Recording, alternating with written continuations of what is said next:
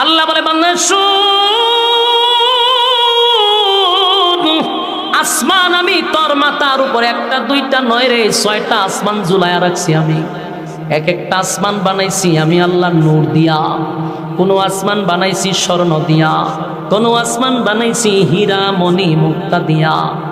এরকম ভাবে আসমান সাজাইছে, যেদিন ইসরাফিলের সিংহায় ফুঁক দিবে রে, আসমান থেকে সূর্যটা ভেঙ্গে ভেঙ্গে টুকরা টুকরা হয়ে জমিনে পড়বে। জানো নি সূর্য কত বড়? এখন তো আমরা এখান থেকে তাকায়া দেখি সূর্যটা একটা প্লেটের মতো দেখা যায় গো। না না, এখনকার বিজ্ঞান বলে এই সূর্যটা এই পৃথিবীর থেকে 13 লক্ষ গুণ বড়। সোয়াল লাগি বাড়ি দিয়া হবে। এই বিজ্ঞান বলে এই পৃথিবীর থেকে 13 লক্ষ গুণ বড় সূর্য, আর এর দূরত্ব হলো 9,30,00,000 মাইল দূরত্ব। সুবহানাল্লাহ। আমার প্রশ্ন হলো, পৃথিবীর থেকে যদি 13 লক্ষ গুণ বড় হয়, সূর্য যদি পরে পৃথিবীর কি আর তালাশ করে পাওয়া যাবে? কথা হয় না, কারণ এটা তো পৃথিবীর থেকে 1-2 গুণ বড় নয়, 13 লক্ষ গুণ বড়। পৃথিবীর উপরে পড়লে পৃথিবীর নাই, গায়েব হয়ে যাবে। এরপরে সূর্যের থেকে কোটি কোটি গুণ বড় তারকা। তারকার সংখ্যা কত আল্লাহ ছাড়া কেউ জানে না। এই তারকাগুলি ছুটে ছুটে জমিনে পড়বে, জমিন তো শেষ, তছনছ হয়ে যাবে। সাগরের পানির মধ্যে আগুন ধরে যাবে।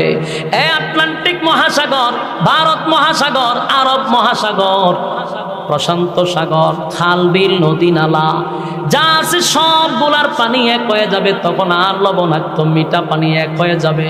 কোনো পানি সবুজ পানি, কোথাও সাদা পানি এক হয়ে যাবে। সব পানি এক জায়গায় ঘুরে আগুন ধরে যাবে। সমুদ্র সৈকতে আগুন ধরে যাবে। দুনিয়া থাকবে না, সব ধ্বংস হয়ে যাবে, সব ধ্বংস হয়ে যাবে। আল্লাহ বলেন কিছুই রাখবো না, সব আমি ধ্বংস করে দিব রে, কেউ থাকবে না, কেউ থাকবে না। এরপর আল্লাহ বলেন আসমানের সমস্ত ফেরেশতারে ধ্বংস করে দিব, কোনো ফেরেশতাও থাকবে না। আরশ বহনকারী ফেরেশতা ছিল, তাদেরকেও আল্লাহ ধ্বংস করে দিবে। সব ধ্বংস হওয়ার পরে মাত্র থাকবে 4 জন ফেরেশতা। বাকি আল্লাহ জিগাইব আজরাইল রে আর কে আছে বল? আল্লাহ।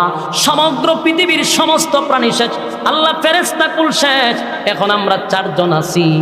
আর আপনি চিরঞ্জীব, আপনি আর আমরা 60 জন ছাড়া আর আপনার সৃষ্টি জগতে আর কেউ নাই। মালাকুল মউত আজরাইলকে বলবে, আজরাইল যা জিবরাইলকে শেষ করে দে। জিবরাইলও শেষ হয়ে যাবে গো, জিবরাইলও শেষ, মিকাইলও শেষ, ইসরাফিল যে দুনিয়া ধ্বংস করছে সেই ইসরাফিলও শেষ। আল্লাহ জিগায় আজরাইল রে আর কে বাকি আছে বল? আল্লাহ। আমি আর আপনি ছাড়া কেউ নাই। আমি তো জান কবজ করি, আমি বেঁচে আছি, আর আপনি চিরঞ্জীব, আপনি ছাড়া কেউ নাই, কেউ নাই, কেউ নাই। আল্লাহ কয় আমার তো কথা ছিল কেউ থাকবে না, তুই কেন দাঁড়ায় আসস? আজরাইল আল্লাহ আমারে কি মারবেন? আল্লাহ কয় তুইও মরণশীল, তুইও মরণশীল, তুইও থাকবি না। আজরাইল চিৎকার শুরু করবে। আজরাইল কল্পনাও করে নাই যে আল্লাহ তারে শেষ করার জন্য হুকুম দিবে। মালাকুল মউত আজরাইল এমন একটা চিৎকার মারবে গো, আল্লাহ নবী বলে সেদিন যদি কোনো প্রাণী বেঁচে থাকতো রে, মালাকুল মউত আজরাইলের চিৎকারে সমস্ত প্রাণী মারা যাইত। চিৎকারে আজরাইল চতুর্দিকে দৌড়াইতে থাকবে আর চিৎকার দিতে থাকবে, আল্লাহ আমি তো আজরাইল সবার জান রূহ কবজ করছে, আমারে কি দিয়া কবজ করবেন? আল্লাহ কয় আমার হুকুমটাই তোর জান কবজ করে ফেলবে। আল্লাহ হুকুম দিবে, মালাকুল মউত আজরাইল চিৎকার দিতে দিতে মালাকুল মউত আজরাইলও শেষ। এখন আর কেউ নাই, শুধু বাকি আছে কে? এখন কে? ইমানের শক্তি দিয়া বলেন কে? আরো জোরে বলেন কে? আল্লাহ ছাড়া কেউ নাই গো, আল্লাহ ছাড়া কেউ নাই, কেউ নাই, কেউ নাই। সব ধ্বংস হয়ে গেছে, সব ধ্বংস হয়ে গেছে। সেদিন আল্লাহ একাই থাকবে আর বলতে থাকবে গুনগুনাইয়া, কিরে পৃথিবীর রাজা বাদশাহ আজকে তোরা কোথায়? কত পাওয়ার দেখাইলি, কত ক্ষমতা দেখাইলি, কই তোরা আজকে কোথায়? আজকে কথা বল। কেউ কথা বলে না, সব নিস্তব্ধ, সবই তো ধ্বংস। আল্লাহ একা, কেউ কথা বলে না। আল্লাহ বলেন লিমানিল মুলকুল ইয়াউম, এ পৃথিবীর রাজা বাদশাহ কোথায়? কেউ সব ধ্বংস, সব ধ্বংস। শেষে আল্লাহ নিজেই বলবে লিল্লাহিল ওয়াহিদিল কাহ্হার। আল্লাহ নিজেই বলবেন আজকে আমি রাজত্বের মালিক, আমার রাজত্ব আজকে আল্লাহ নিজেই রাজত্ব কায়েম করবে, সব ধ্বংস হয়ে যাবে। আল্লাহ নিজেই একা থাকবে, আল্লাহ চিরঞ্জীব, আল্লাহর কোনো মরণ নাই, আল্লাহর গুম নাই, আল্লাহর তন্দ্রা নাই। জুরে কোন সুবহান। যুবক ভাইরা আমার, আপনাদের কাছে আমার কথা একটাই হলো, এই পৃথিবীতে কেউ থাকতে পারে নাই, কেউ থাকতে পারে নাই। আমার বাবাও না, দাদাও না, সবাই চলে গেছে, আমি আর তুমিও থাকবো না। চলে যেতে হবে 100% জানার পরে এত নাফরমানি কেমনে হয় আমার বুঝে আসে না। আমিও জানি চলে যাব, তুমিও জানো চলে যাবে, চলে যাবই তো, থাকবো না। আমার আগেও কেউ থাকলো না। আল্লাহ বলেন সব ধ্বংস হবে, বাকি থাকবে কে? হ্যাঁ, কথা বলেন না, সব ধ্বংস। আল্লাহ রাব্বুল আলামিন বলেন ইযা যুলজিলাতিল আরদু জিলজালাহা, জমিনের মধ্যে একটা ভূমিকম্প শুরু হবে। তখন ভূমিকম্প শুরু হবে, ইসরাফিল আলাইহিস সালাতু ওয়াস সালামকে আল্লাহ একটা দায়িত্ব দিয়েছে। ওনার দায়িত্ব হলো যেই বাঁশিটা দিয়া ফুঁক দিবে, সেই বাঁশিটা ওনার মুখে আল্লাহ লাগায়া রাখছে। ইসরাফিল কিন্তু প্রস্তুত, উনি যে আরো পরে এটা হাতে নিয়ে ফুঁক দিবে এমনটা নয়, আল্লাহ অর্ডার দিবে আর উনি হাতে নিবে আর ফুঁক দিবে, বিষয়টা এমন নয়। ইসরাফিলকে সৃষ্টি করার পর থেকে উনি কিন্তু বাঁশি নিয়ে দাঁড়ায় আছে, শুধু অর্ডারের অপেক্ষায়। অর্ডার দিতে দেরি, ফু মারতে দেরি নাই রে। আল্লাহ রাব্বুল আলামিন বলেন ইসরাফিলকে আমি দায়িত্ব দিয়া রাখছি, অর্ডার দিব তো তামাম দুনিয়া ধ্বংস করে দিবে। যেই মাত্র ইসরাফিল আলাইহিস সালাতু ওয়াস সালাম সিংহায় ফুঁক দিবে, ফুঁক দেওয়ার সাথে সাথে এটা এত বিকট থেকে বিকট আওয়াজ শুরু হবে। প্রথম মানুষ বুঝতে পারবে না, আস্তে আস্তে যত সময় যাবে এটা বিকট থেকে বিকট থেকে বিকট হইতে থাকবে। একটা সময় মানুষ এই আওয়াজ আর সহ্য করতে পারবে না। আওয়াজের কারণে মানুষ ঘর থেকে দৌড়াইয়া বাহির হবে, কি হয়ে গেল রে, এত বিকট আওয়াজ কোথা থেকে আসতেছে? ভয়ানক আওয়াজ যত সময় যায় খালি বাড়ে, বাড়তে বাড়তে সমস্ত প্রাণী জগৎ সব ধ্বংস হয়ে যাবে, সব মারা যাবে। কোনো ইমানদার তখন থাকবে না, কিছু বেঈমান থাকবে। বেঈমানদার যখন থাকবে তখনই আল্লাহ বাঁশি বাজাইবে। ইমানদারের উপরে আল্লাহ দুনিয়া কিয়ামত করবে না, বেঈমানদের সময় আল্লাহ দুনিয়া কিয়ামত করবে। বাঁশি বাজায়া দেওয়ার সঙ্গে সঙ্গে সব ধ্বংস হওয়া শুরু হবে, সব ধ্বংস হয়ে যাবে। ইযা যুলজিলাতিল আরদু জিলজালাহা, জমিনের মধ্যে জালজালা শুরু হবে, কম্পন শুরু হয়ে যাবে।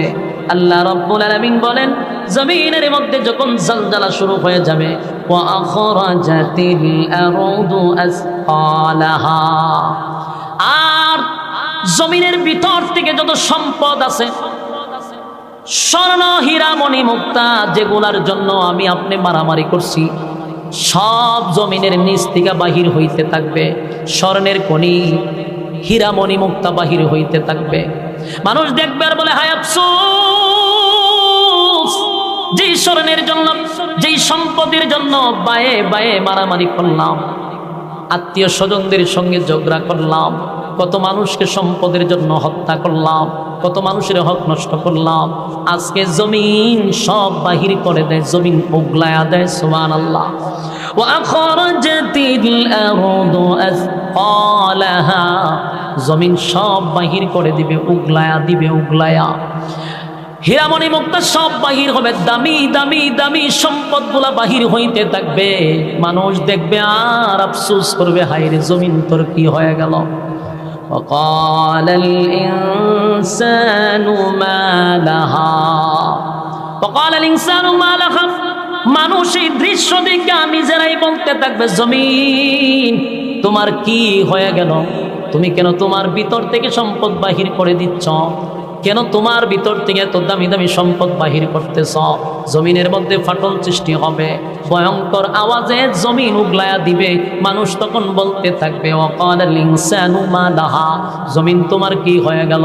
জমিন উত্তর দেয় ইয়াউমা ইযিন তুহাদ্দিসু আখবারাহা, এই সেদিন জমিন যা ঘটেছিল, মানে জমিনের মধ্যে যে যত আকাম কুকাম, দিনের কাম রাত্রের কাম করছে, এই যুবক ভাইরা, জমিনের মধ্যে যত অপরাধ করছি, যার জুলুম করছি, যার কারো সম্পদ আমরা মাইরা খাইছি, এতিমের মাল মাইরা খাইছি, কারো উপরে জুলুম করছি, কোথাও দাঁড়ায়া জিনা করছি, কোথাও দাঁড়ায়া মানুষের টাকা মারছি, মানুষের হক নষ্ট করছি, যত অপরাধ করছি, আল্লাহ বলেন সেদিন জমিন বলতে থাকবে ইয়াউমা ইযিন তুহাদ্দিসু আখবারাহা, জমিন অনর্গল বলতে থাকবে, জমিন কথা বলতে থাকবে। জোরে কোন সুবহান। আপনারা কি বিরক্ত লাগতেছে? তাহলে কথা কি চলতো না? শেষ করে দিতাম। জমিন কথা বলতে থাকবে, জমিন কথা বলতে থাকবে। জমিন বলবে আল্লাহ এই জায়গায় দাঁড়াইয়া এই নাফরমান জিনা করছে, আল্লাহ এই জায়গায় দাঁড়াইয়া অমুকরে খুন করছে, অমুকরে হত্যা করছে, আল্লাহ অমুক জায়গার দাঁড়াইয়া বেইনসাফি বিচার করছে, অমুক জায়গার দাঁড়াইয়া জুলুম করছে, আল্লাহ মানুষের ধন সম্পদ মাইরা খাইছে, জালেমের মতো ব্যবহার করছে। জমিন যখন অনর্গল বক্তব্য দিতে থাকবে, মানুষ বলবে হায় হায় এমনটা কেন জমিন করতেছে? জমিন তো আমাদের গোপন কথা প্রকাশ করতেছে, ঘটনাটা কি? জমিন এমন আমাদের সঙ্গে আচরণ কেন করতেছে? যুবক ভাইরা, যদি দেখেন এখন জমিন বৈশাখ কথা বলতেছে, জমিন হা করে থাকবে, কথা বলবে আল্লাহ অমুক জায়গায় দাঁড়ায় না ফরমান খারাপ কাজ করছে, তারে ধরেন। জমিন কথা বললে মানুষের অস্তিত্ব থাকবে। মানুষ পাগলের মতো বলবে জমিন এমনটা কেন করো গো? আজকে আমাদের বিরুদ্ধে তুমি এমন ভাবে অনর্গল কথা বলতেছো, এমন ভাবে কথা বললে ধরা পড়ে যাব, ধরা পড়ে যাব। জমিন বলবে আর জমিন খাপ করে ধরে ফেলবে, উপায় থাকবে না, উপায় থাকবে না। জমিন কথা বলতে থাকবে। আল্লাহ বলেন বিআন্না রাব্বাকা আওহা লাহা, আল্লাহ তখন বলবে জমিন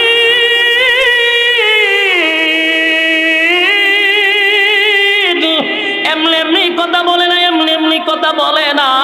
জমিন এমনি কথা বলে না, এমনি বলে না।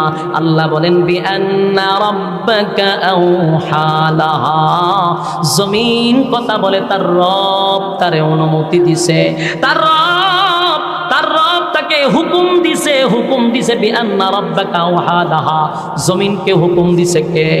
সেদিন জমিনের জবান আল্লাহ খুলে দিবে, জমিন কথা বলতে থাকবে। অপরাধীকে কোন কাজ কোন জায়গায় দাঁড়ায়া করছে জমিন বলতে থাকবে। সেদিন আপনার মুখে বলা লাগবে না, জমিন সব অপকর্ম তুলে ধরবে। সেই দিনটা কিন্তু আমাদের সামনে আসতেছে। যুবক ভাইরা আমার, বাঁচার কোনো উপায় নাই গো, বাঁচার কোনো উপায় নাই। আজকের মাহফিলে বসছেন আর মনে মনে ভাবতেছেন যে ঘুমাইলে কাম হইতো। কত ঘুম আমরা ঘুমাইলাম, জীবনটা বড় শুধু ঘুমায় আর খেলায় আর হেলায় চলে গেল। রাইতে দিনে 24টা ঘন্টা মালিক দিছিল মালিকের গোলামি করার জন্য। 24টা ঘন্টার ভিতরে একটা ঘন্টাও মালিকরে দিলাম না। মন গড়া জিন্দেগি চালাইলাম, যেমনে মনে চাই এমনে চললাম। ফেসবুকে সময় কাটাইলাম, ইন্টারনেট সোশ্যাল মিডিয়াতে কাটাইলাম, বিপিএলে কাটাইলাম, আইপিএলে কাটাইলাম, সময় ফ্রি ফায়ারে কাটাইলাম।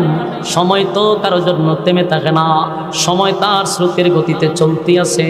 কিন্তু জেনে রাখো, যেদিন মালাকুল মউত তোমার সামনে হাজির হয়ে যাবে, সেদিন থেকে তোমার কিয়ামত শুরু হবে। আফসোস করে বলবে হায় আফসোস,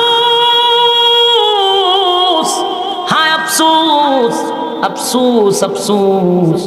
সেদিন না মাহফিল হয়েছিল, আমরা রাস্তায় দাঁড়াইয়া আড্ডা মারছিলাম, আমরা গল্প করছিলাম, আমরা অনর্থক সময় নষ্ট করছিলাম। সেদিন যদি সেখানে বসে কিছু কথা শুনে জীবনটাকে পরিবর্তন করতাম, তাহলে আজকে জমিন আমাদেরকে গ্রেফতার করতো না, জমিন আমাদের বিরুদ্ধে নালিশ করতো না। আল্লাহ হুকুম দিছে জমিন কথা বলবে, নাফরমানদেরকে ধরে ফেলবে। যুবক বাইরে, সেদিন আফসোস করেও কোনো লাভ হবে না, সেদিন চিন্তা করেও কোনো লাভ হবে না।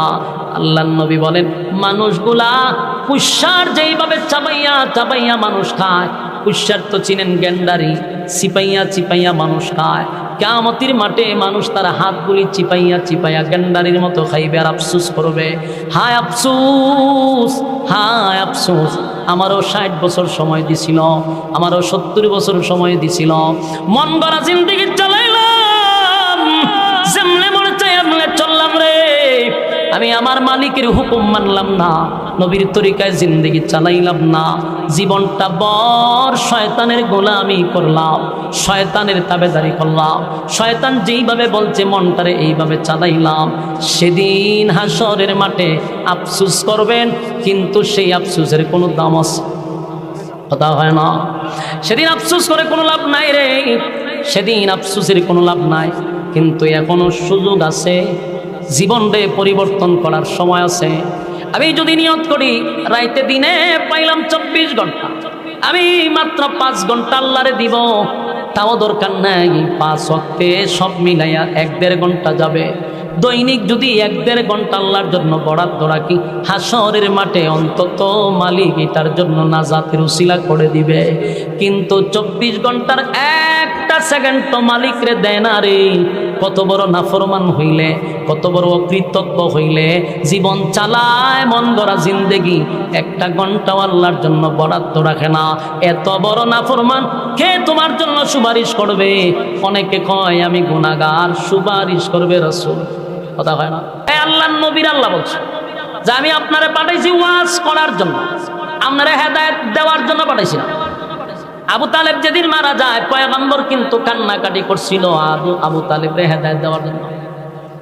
কাঁদছে আর বলছে, মালিক আমার বাবার চেয়েও বেশি বাবার আদর পাই নাই, চাচা করছে, আল্লাহ আপনি হেদায়েত দেন, হেদায়েত দেন। আল্লাহ আয়াত নাজিল করে জানাই দিয়েছে, সাবধান, কথা বলবেন না। আল্লাহ আয়াত নাজিল করছে, ইন্নাকা লা তাহদি মান আহবাবতা ওয়ালাকিন্নাল্লাহা ইয়াহদি মান ইয়াশা। আল্লাহ বলেন, হাবিব হেদায়েতের মালিক বানাইয়া আপনার দুনিয়ায় পাঠাই নাই, আপনার কাজ হলো ওয়াজ করা, আপনি ওয়াজ করছেন। হেদায়েত দেওয়ার মালিক আমি আল্লাহ, কারে হেদায়েত দিব কি দিব না এটা একক সিদ্ধান্ত কার? কথা বলেন না কার? তাহলে আমার কাজ, সমস্ত আলেমদের, সমস্ত নবীদের কাজ ছিল হেদায়েতের রাস্তা দেখায়া দেওয়া। আলেমদের কাজ হলো ওয়াজ করা, হেদায়েতের রাস্তা দেখায়া দেওয়া। আপনারা হেদায়েত দেওয়ার ক্ষমতা কারো নাই। ওয়াজ করতেছি এখানে সবাই যে আজকের ওয়াজ শুনে আল্লাহর ওলি যাবে এমনটা না। এমন আছে একজনও হবে না, আবার এমন আছে একজনকে আল্লাহ হেদায়েতের ভিক্ষা দিব। এজন্য সবাই যে ওয়াজ শোনার পরে যদি ভালো হইতো, বাংলাদেশে লক্ষ লক্ষ কোটি কোটি ওয়াজ মাহফিল হয়, যদি ভালো হইতো সারা দেশের মানুষ আল্লাহর ওলি হয়ে যেত। কথা হয় না? তাহলে